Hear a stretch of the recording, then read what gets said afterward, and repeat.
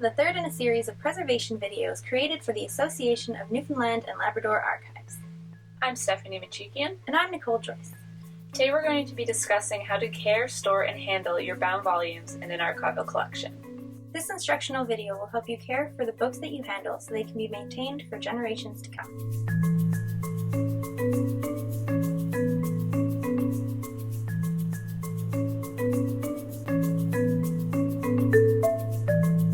A bound volume can be anything from a book to a ledger, sewn together, bound, or linked by knots.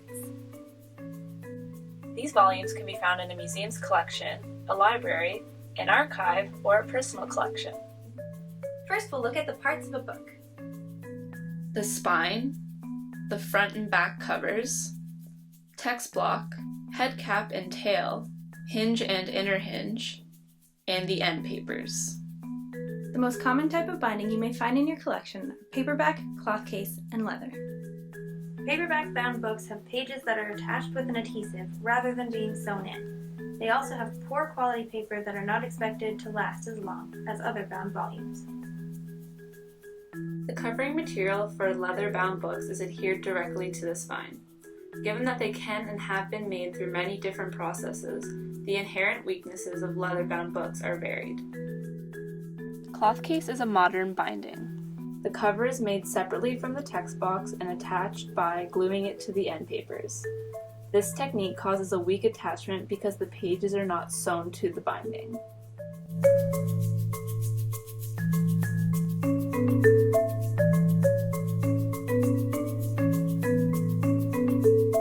Bound volumes have a number of weaknesses that we hope to help you mitigate.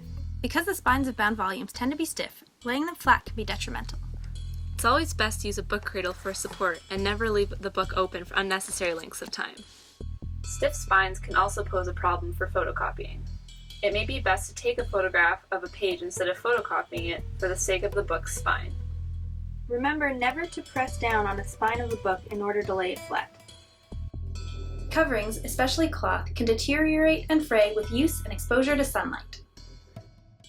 Leather volumes made before the 1700s are much more stable than later books. More recent leather volumes can become brittle and powdery as a result of chemical reactions. This deterioration can discolor and damage the pages in a volume. In extreme cases, these volumes can succumb to red rot, which is irreversible. Bound volumes with mixed media, like scrapbooks, tend to be quite heavy, which can distort and weaken bindings over time. In unstable environments, the various materials inside can expand and contract at different rates, which will cause the pages to warp.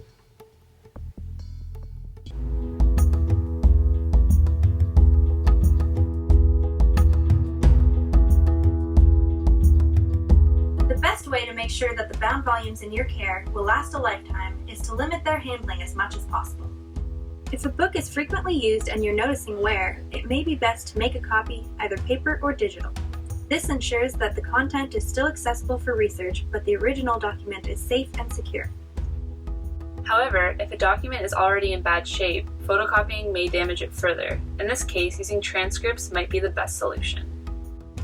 You'll want to make sure that you have a clean workstation before taking out any documents. Don't eat, drink, smoke, or have large bags and objects around the workstation. Make sure you only take out one collection at a time to avoid clutter. Remember to use only pencils and not to write on top of the documents. Don't push or drag the books on the table as they can snag. Use a book cradle if available to support the spine. And never fold the pages.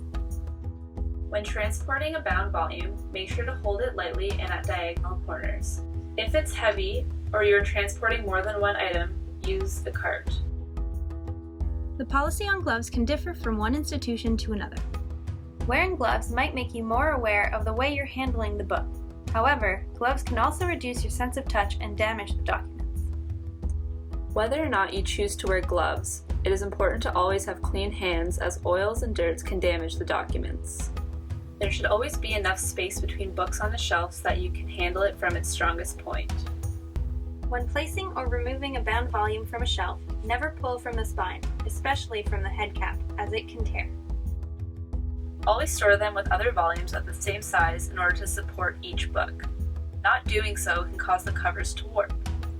It is also important to store books with similar materials together to avoid staining. Most bound volumes should be strong enough to stand upright. However, if it's more than 18 inches high or its spine is more than 3 inches wide, it should be stored flat. Flat volumes should not be stacked unless they are placed in weight-bearing boxes. This should also be the storing method for fragile or damaged volumes. Twill tape can be used to keep loose pages or covers together as an alternative to a box. If a document is damaged, don't do anything irreversible, and always consult a conservator if you're not sure what to do. Thank you for joining us in ensuring the longevity of historical documents. And please remember to turn the lights off on your way out.